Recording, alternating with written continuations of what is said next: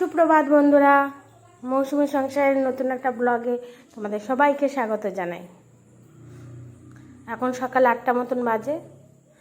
আমার পুজো দেওয়া হয়ে গেছে। আজ দেখো গাছে অনেক গোলাপ ফুটেছে আমার, তাই রাধা গোবিন্দরে সাজিয়ে দিয়েছি। আর বেলি ফুলও ফুটেছে। বেলি ফুলগুলো না গোলাপের মাঝখানে পড়ে আর দেখা যাচ্ছে না। এক মুঠো বেলি ফুল যদি ঘরে থাকে তাহলে আর কিছু লাগবে না। এত সুন্দর গন্ধ বেরায়, সারা ঘরটা গন্ধে ম ম করে। আর আসতেও ঠাকুর ঘরে বারবার আসতেও ইচ্ছে করে, এত সুন্দর গন্ধ। দেখো আমাদের গাছের জবা ফুলগুলো কি সুন্দর কালার, এত সুন্দর কালার না, ফোটেও অনেক। এখন ফুলগুলো একটু ছোট হয়ে গেছে, গরমের জন্য কিনা জানে না, এই একদম লাল লাল হয়ে থাকে, কি ভালো যে লাগে। এই দেখো আমার শিয়াল পণ্ডিত ঘুম থেকে উঠে ওর বাবা গেছে বাজারে, দেখে তাড়াতাড়ি বাবার চশমা হেডফোন ফোন নিয়ে বসে গেছে। ফোনটা অবশ্য লক করা, ও ইউজ করতে পারবে না। আজকে না আমি যেরকম ডেলি ব্লগ দেই আমি সেরকম ব্লগ দেবো না, আজকে একটু অন্যরকম ব্লগ দেবো। আজকে আমার সোনার বায়না হয়েছে আইসক্রিম খাবে। আগেও কিনে খাওয়ানো হয়েছে আইসক্রিম, কিন্তু সেই আইসক্রিম বাইরের তো কতটা হাইজিন মেনটেন করে তৈরি করে বা কতটা ভালো একটা বাচ্চার পক্ষে তা তো জানি না। তার জন্য ভাবলাম বাড়িতেই আইসক্রিমটাকে তৈরি করে দিই। যা প্রত্যেক বছর আমি বাড়িতেই আইসক্রিম তৈরি করি, সোনা হওয়ার আগের থেকেই করি, কিন্তু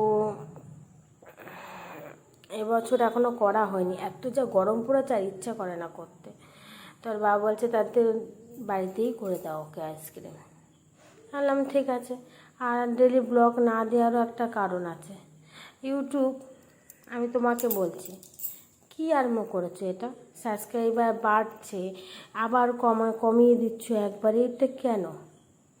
যে যদি না বাড়তো, এক জায়গায় স্টিল থাকতো, তাহলে বুঝতাম যে কেউ সাবস্ক্রাইব করছে না, বাড়ছে না।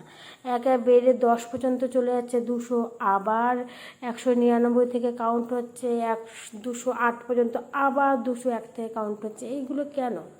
একটা ভিডিও তৈরি করতে গেলে সবার যেরকম ভিডিও তৈরি করে প্রচুর কষ্ট হয়।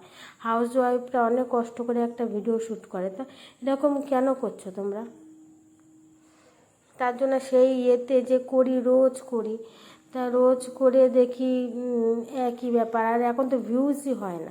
আগে তবু একটু ভিউজ হতো, এখন দেখি একদম ভিউজ হয় না, কেন আমি জানি না।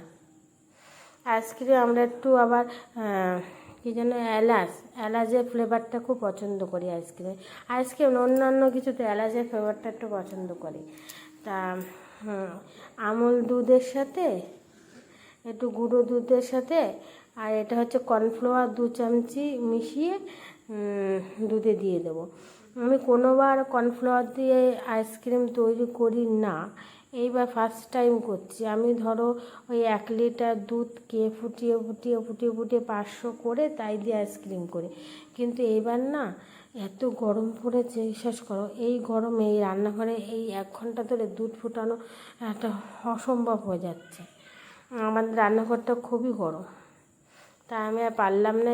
এবার তার জন্য কর্নফ্লাওয়ার অল্প একটু দেখলাম তো, দুধ ছোটো চামচে 2 চামচি দিলাম। কমাবো, খানিকটা কমাবো, কমিয়ে তার মধ্যে দিয়ে দেবো। অতটাও কমানো সম্ভব হচ্ছে না এই গরমে। শুনেছি এটা খুব একটা খারাপ না, অনেক কিছুতেই দেয় মানুষে, সে জানি চিলি চিকেন টিকেনে অনেক কিছু খাবারের পর দেয়, কিন্তু বাচ্চার পক্ষে শুনেছি ক্ষতিকর না, তার জন্যই দিচ্ছি। আমি এইভাবে আইসক্রিম কোনো দিন তৈরি করিনি। তোমাদের সাথে কথা বলতে বলতে আইসক্রিমেতে বাদাম দেবো ভুলে গেছি। হঠাৎ করে তৈরি করো তো, ঘরে কাজু বাদাম ছিল না, চীনা বাদাম ছিল, তাই চীনা বাদামটারে একটুখানি ফ্রাই করে নিচ্ছি, যাতে চীনা বাদামের খোসাটা খুব সহজে উঠে যায়। তাই সেই চীনা বাদামটাকে একটুখানি হালকা করে ফ্রাই করে নিয়ে হাত দিয়ে ডললেই খোসাটা উঠে যাবে। তো খোসাটা ডলে নিয়ে মিক্সিতে জাস্ট একটা ঘুট দিতে হবে, মানে একদম মিহি না, যাতে একটু মুখে বাঁধে, আইসক্রিমের সাথে যাতে একটু মুখে বাঁধে, তাহলেই ভালো লাগবে। একদম পেস্ট করলেও তো দুধের সাথে মিশে যাবে, সেটা ভালো লাগবে না। একটু বাঁধবে মুখে, সেটা খুব ভালো লাগবে। তাই একটু পেস্ট করে দুধের মধ্যে দিয়ে দেবো, দিয়ে এবার কিছুক্ষণ ফোটাবো। আর যে যা পছন্দ মতন চিনি দিয়ে দেবে। আমি দুধটা আগেই একটু গরম করে রেখেছিলাম, চিনি দিয়ে আগে একটু গরম করে রেখেছিলাম দুধটা, দুপুরের দিকে একটু গরম করে রেখেছিলাম, কেননা এখন খুব গরম তো, ওই জন্য বিকালের দিকে সমস্ত কাজ বাজ সেরে টেরে আমি আইসক্রিমটা তৈরি করতে এসেছি, আরও গরম লাগবে, তার জন্য একটুখানি ফুটিয়ে রেখেছিলাম বলে তখনই সুগার পাউডারটা দুধের মধ্যে দিয়ে দিয়েছিলাম। এইবার ওই যে দুধটা গুলে রেখেছিলাম না, কর্নফ্লাওয়ার আর দুধ দিয়ে, সেটাকে আস্তে আস্তে ঢেলে দিলাম দুধের মধ্যে, দিয়ে আবার অনবরত নাড়তে থাকবে, যে দুধটা অনেকটাই গাঢ় হয়েছে। আমি অবশ্য অল্প দিয়েছি তো অল্প হবে। এই আমার হয়ে গেছে, হয়ে গিয়ে সোনা এসে দেখছে কী করছো মা, আইসক্রিম, ওর এখনই আইসক্রিম দিতে লাগবে। এই দেখো, এটা ঠিক এরকম হবে, একদম পাতলা না আবার ঘনও না। সোনার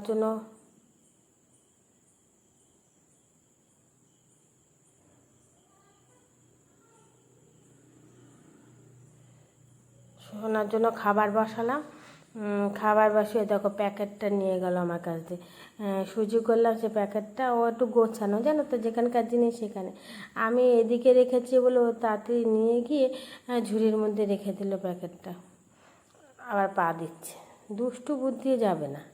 এদিকে ওর খাবারটা হয়ে গেছে, আর এদিকে আইসক্রিমটাও ঠান্ডা না হলে তো কাপে দিতে পারবো না, তাই একটু জলের মধ্যে দিয়ে ঠান্ডা করছি।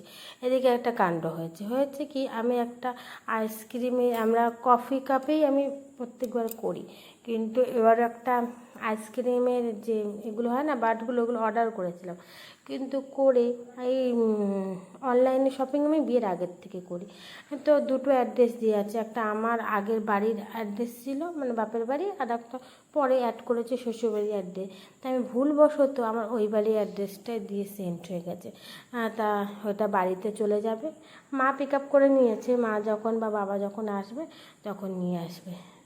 অগত্যা মধুসূদন এখন এর মধ্যেই দিতে হবে, তাই কফি মাগের মধ্যে করে এক এক হাতা করে দিয়ে খুব সুন্দর হয়, জানো তো, এক একটা কাপ এক একজন নিয়ে নেবে, কাটার ভাঙার কোনো ব্যাপার না, আর বাদ বাকি যে থাকবে এই কন্টেনারের মধ্যে দিয়ে দেবো। আমাদের ব্লগটা তোমার যদি ভালো লেগে থাকে প্লিজ লাইক করো, কমেন্ট করো, আর কোনো কোশ্চেন থাকলে আমাকে জিজ্ঞাসা করো, আর আমার চ্যানেলটাকে প্লিজ সাবস্ক্রাইব করে দিও। আর যখন আইসক্রিমটা বসে যাবে তখন আমি তোমাদের দেখাবো। ভালোই হয় আইসক্রিমটা, কিন্তু কর্নফ্লাওয়ার দিয়ে এটা কোনো দিন আমি আজ পর্যন্ত খাইনি, বাড়িতে তৈরি করি, এখন কেমন হবে খেয়ে তোমাদের বলবো। আর এলাচ দিয়া তো একটা সুন্দর গন্ধ আসছে এলাচের, আমার সোনা বলছে ঠান্ডা হয়ে গেছে এখনই আমারে দাও, ও আইসক্রিম খেতে খুব ভালোবাসে, দেখো পুরো একদম আইসক্রিম খেতে খুব ভালোবাসে। আজকের ব্লগটি এই পর্যন্তই, তোমাদের যদি ভালো লেগে থাকে প্লিজ লাইক কমেন্ট সাবস্ক্রাইব করে দাও। টাটা বন্ধুরা, ভালো থেকো, সুস্থ থেকো।